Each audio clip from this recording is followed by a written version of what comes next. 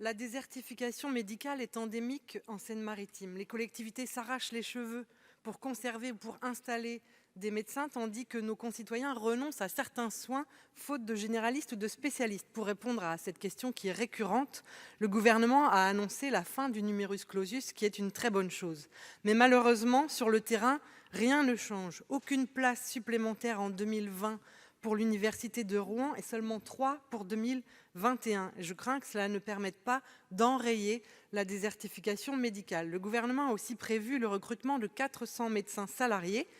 Première question, combien sont prévus pour la Seine-Maritime et qui décidera de leur installation ?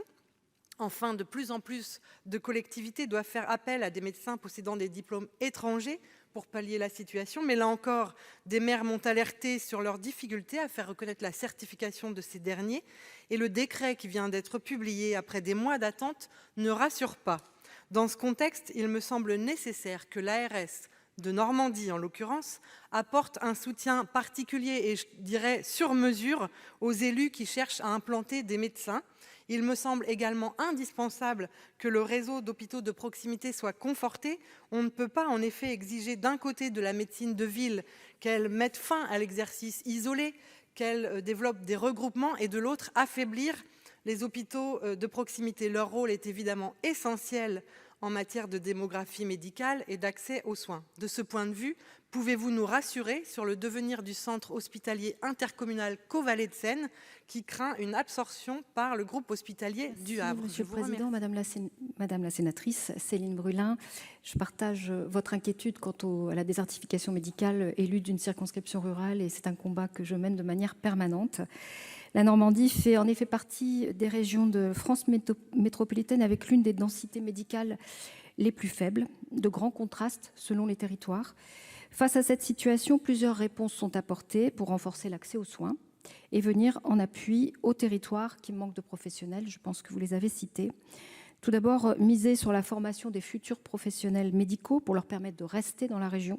Le numerus clausus, et vous l'avez évoqué, sera supprimé à la prochaine rentrée afin de former plus de médecins. En Normandie, le nombre d'internes en médecine qui entrent en formation à l'université de Rouen s'est par ailleurs accru de 13% entre 2013 et 2019. L'ARS, les CHU de Caen et de Rouen, les universités de la région soutiennent par ailleurs fortement les dispositifs de post-internat pour faciliter l'insertion professionnelle des jeunes médecins sur la Seine-Maritime. Chaque année, 70 postes d'assistants sont financés par l'ARS à hauteur de 6 millions d'euros pour bénéficier d'un exercice à temps partagé entre le centre hospitalier universitaire et les hôpitaux périphériques dans les territoires.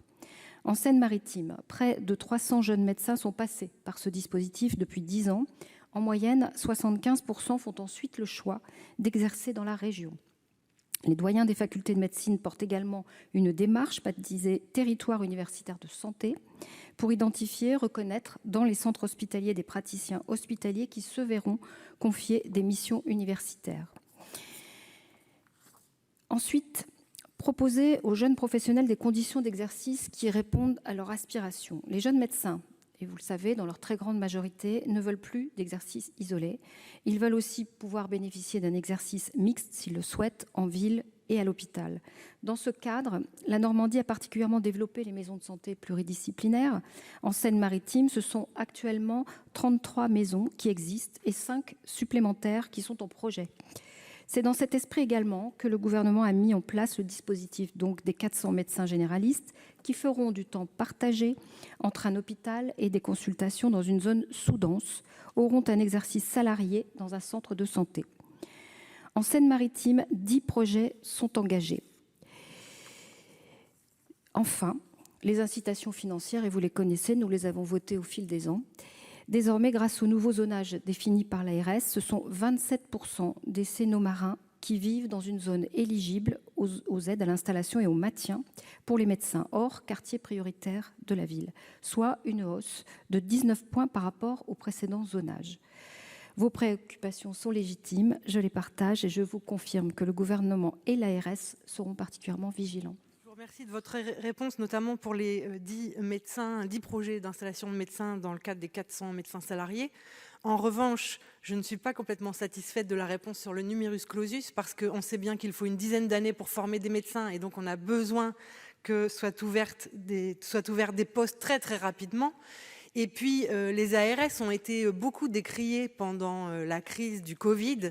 Il me semble qu'une des pistes pour qu'elles deviennent véritablement utiles à nos concitoyens et aux élus locaux, c'est qu'elles apportent vraiment un soutien, je le redis, sur mesure pour travailler à des projets de territoire. Ce sont malheureusement des organismes un peu trop technocratiques à mon goût. Et enfin, une réponse qui me manque, mais peut-être la ferez-vous par écrit, sur le centre hospitalier intercommunal Caux Vallée de Seine, qui doit demeurer un hôpital de proximité. Je vous remercie.